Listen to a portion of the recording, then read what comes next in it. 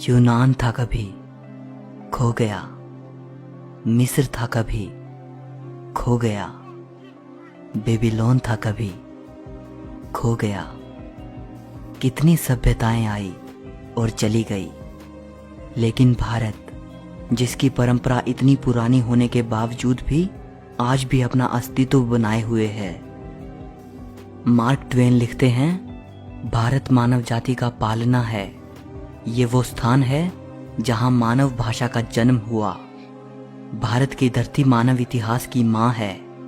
ये महान गाथाओं की दादी है और परंपराओं की परदादी है। भारत मानव इतिहास की सबसे कीमती और सबसे रचनात्मक चीजों का खजाना रहा है। इस वीडियो में हम भारत के प्राचीन इतिहास से जुड़ी 7 इंटरेस्टिंग बातें जानेंगे। नंबर 1, आर्कियोलॉजिकल एविडेंसेस बताते हैं कि भारत का शहर वाराणसी दुनिया के सबसे प्राचीन बसाए गए शहरों में से एक है, जो आज भी अपने वजूद में है। इसे बनारस भी कहा जाता है और ऋग्वेद में इसे काशी कहा गया है। वैसे बनारस को कम से कम 3000 साल पुराना माना जाता है, लेकिन हिंदू मिथोलॉजी के अनुसार भगवान शिव ने 5000 साल पहले इस शहर की स्थापना की थी। और आपको जानकर हैरानी होगी कि जब 2500 साल पहले भगवान बुद्ध काशी आए थे, उस वक्त भी इसे द एंशिएंट सिटी कहा जाता था। हिंदू धर्म के 7 पवित्र स्थानों में से काशी को सबसे पवित्र माना जाता है। यहाँ तक कि जैन और बौद्ध धर्म में भी काशी एक बेहद पवित्र स्थान है। नंबर 2, तक्षशिला विश्वविद्यालय को दुनिया की सबसे पहली यूनिवर्सिटी माना जाता है। इसको ईसा से 700 साल पहले प्राचीन भारत के तक्षशिला शहर में स्थापित किया गया था। आजकल ये जगह पाकिस्तान में मौजूद है। तक्षशिला में विश्व भर के 10,500 से भी ज्यादा स्टूडेंट्स पढ़ा करते थे। Science, math, medicine, politics, astrology, astronomy, music, religion और फिलोसफी जैसे 60 से भी ज्यादा विषय यहाँ पढ़ाए जाते थे। अलग अलग विषयों के स्कॉलर्स ने अपने अपने आश्रम यहाँ बना रखे थे। हमारे मशहूर इकोनॉमिस्ट और फिलोसोफर विष्णुगुप्त चाणक्य तक्षशिला में आचार्य थे। चाइनीज ट्रैवलर फाहियान जब 5वीं सदी की शुरुआत में भारत आए थे, तो उन्होंने तक्षशिला को भी विजिट किया था। अपनी राइटिंग्स में उन्होंने तक्षशिला का जिक्र भी किया है। 7वीं सदी ईसा पूर्व से लेकर 5वीं सदी तक भारत का ये महान विश्वविद्यालय अच्छी तरह फला फूला। 6ठी सदी आते आते विदेशी हमलावरों ने तक्षशिला को पूरी तरह से नष्ट कर दिया। नंबर 3, शिक्षा के मामले में आज भारत भले ही दुनिया के बहुत से देशों से पीछे हो, लेकिन एक समय था जब भारत की नालंदा यूनिवर्सिटी हायर एजुकेशन के लिए दुनिया का सबसे इम्पोर्टेंट सेंटर हुआ करती थी। नालंदा तक्षशिला से भी वेल ऑर्गेनाइज्ड यूनिवर्सिटी थी। कोरिया, जापान, चीन, तिब्बत, इंडोनेशिया, फारस और तुर्की जैसे देशों से स्टूडेंट्स यहाँ पढ़ने आते थे। नालंदा यूनिवर्सिटी का एंट्रेंस एग्जाम बेहद मुश्किल होता था। चुनिंदा प्रतिभाशाली स्टूडेंट्स ही प्रवेश पा सकते थे। नालंदा के बारे में आज हमें जो ज्यादा जानकारी मिलती है, वो famous Chinese travellers when Tsang और इत्सिंग की राइटिंग्स से मिलती है, जो 7th सेंचुरी में यहाँ आए थे। हुएन त्सांग ने अपनी भारत यात्रा के 2 साल नालंदा में बिताए थे। शुरुआत में वो एज अ स्टूडेंट यहाँ रहे, फिर बाद में उन्होंने यहाँ पढ़ाया भी। हुएन त्सांग लिखते हैं कि जब वो नालंदा आए थे, उस वक्त वहाँ 10,000 स्टूडेंट्स थे और 1510 आचार्य थे। ये अनुमान लगाया जाता है कि एक समय में हमारे ग्रेट मैथमेटिशियन आर्यभट्ट नालंदा के हेड थे।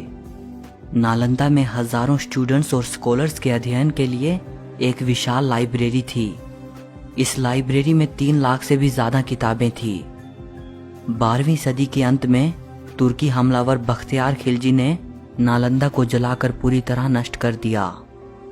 किसी जमाने में नालंदा एक भव्य यूनिवर्सिटी हुआ करती थी। आजकल बस उसके खंडहर ही शेष बचे हैं। नंबर 4, इंडस वैली सिविलाइजेशन के जन्म से ही भारत का इतिहास शुरू हुआ माना जाता है।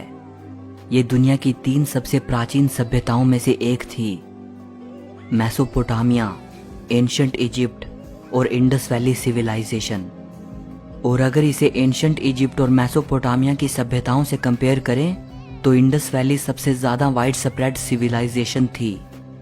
अगर इंफ्रास्ट्रक्चर और टाउन प्लानिंग की बात करें तो इंडस वैली सिविलाइजेशन उस समय के लिए एक बेहद एडवांस्ड सभ्यता थी।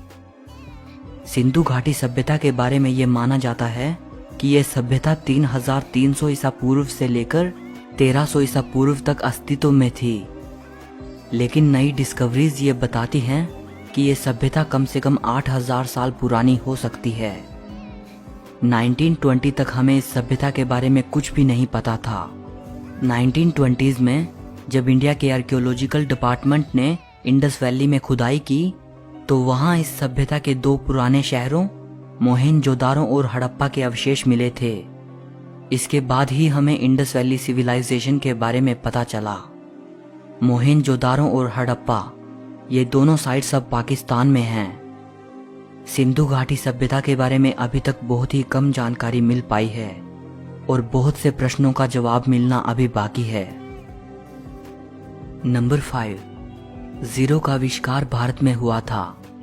2 महान इंडियन मैथमेटिशियंस ब्रह्मगुप्त और आर्यभट्ट को जीरो के आविष्कार के लिए क्रेडिट दिया जाता है और जिनको आज दुनिया अरबिक न्यूमरल्स कहती है, इनका आविष्कार अरब में नहीं हुआ था बल्कि 6th और 7th सेंचुरी में इनको इंडियन मैथमेटिशियंस ने इन्वेंट किया था। अरब और फारस के लोग इनको हिंदू न्यूमरल्स कहते थे। अल किंदी जो कि अरब के मैथमेटिशियन थे और अल ख्वारिज़मी जो कि फारस के मैथमेटिशियन थे। इन दोनों की राइटिंग्स के जरिए ही ये भारतीय न्यूमरल सिस्टम यूरोप तक पहुंचा था और इसीलिए बाद में यूरोपियंस इनको अरबिक न्यूमरल्स कहने लगे थे। आइंस्टाइन लिखते हैं, हम भारतीयों के बेहद ऋणी हैं जिन्होंने हमें गिनती करना सिखाया, जिसके बिना कोई भी सार्थक वैज्ञानिक खोज नहीं की जा सकती थी। नंबर 6, सर्जरीज कितनी मुश्किल होती हैं और अगर आप एक ऐसे जमाने में हो जब स्कैल्पल का आविष्कार ही नहीं हुआ था तब तो इसकी कल्पना भी नहीं की जा सकती। आज से 2600 साल पहले एक एंशिएंट इंडियन फिजिशियन सुश्रुत बेहद कॉम्प्लेक्स सर्जरीज किया करते थे, जैसे cataract, kidney stones, artificial limbs, rectifying fractures और इवन प्लास्टिक सर्जरी। सुश्रुत को पहला व्यक्ति माना जाता है जिसने इंसानों पर सबसे पहले मेडिकल सर्जरी परफॉर्म की, इसीलिए इनको फादर ऑफ सर्जरी भी कहा जाता है। सुश्रुत ने शल्य चिकित्सा पर एक संस्कृत ग्रंथ लिखा था जिसे सुश्रुत संहिता कहा जाता है। सुश्रुत संहिता को चिकित्सा पर लिखा गया most important surviving ancient treatise माना जाता है और इसे आयुर्वेद का फाउंडेशनल टेक्स्ट भी माना जाता है। सुश्रुत संहिता में 184 चैप्टर्स हैं जिनमें जिक्र मिलता है 1120 बीमारियों का, 700 मेडिसिनल प्लांट्स का, 64 प्रेपरेशंस फ्रॉम मिनरल सोर्सेज और 57 preparations based on animal sources. इसके अलावा बहुत से सर्जिकल इंस्ट्रूमेंट्स दर्शाए गए हैं। 8वीं सदी में सुश्रुत के इस महान ग्रंथ को किताब शाह शुन अल हिंदी नाम से अरबी भाषा में भी ट्रांसलेट किया गया था। एक और महान एंशिएंट इंडियन फिजिशियन थे महर्षि चरक, जो सुश्रुत के बाद और ईसा से 200 साल पहले हुए थे। इनकी शिक्षा तक्षशिला में हुई थी। चरक को पहला फिजिशियन माना जाता है जिसने डाइजेशन, मेटाबॉलिज्म और इम्यूनिटी के कॉन्सेप्ट को सामने रखा। महर्षि चरक की मेडिकल ट्रीटस चरक संहिता को आयुर्वेद की एनसाइक्लोपीडिया माना जाता है। नंबर 7, अगर भारत के इतिहास में झांकें तो वो बेहद वैभवशाली नजर आता है। ब्रिटिश रूल से पहले भारत दुनिया के सबसे अमीर देशों में शुमार हुआ करता था, या संभवतः सबसे अमीर देश। यूं ही नहीं, ये देश विश्व भर में सोने की चिड़िया कहलाता था।